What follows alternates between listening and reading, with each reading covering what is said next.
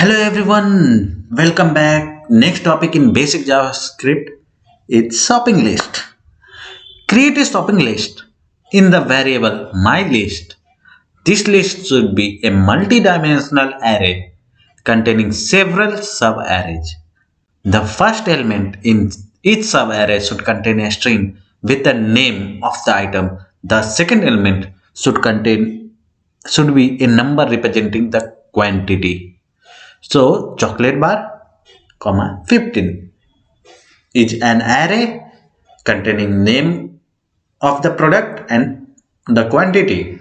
There should be at least 5 sub arrays in the list. So let's build a list. First, chocolate and 100,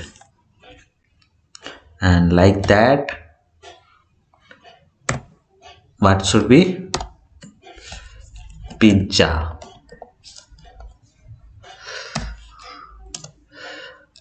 50,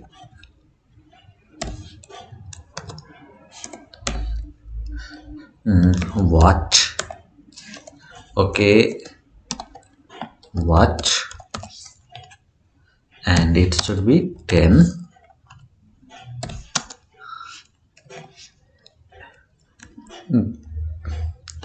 laptop,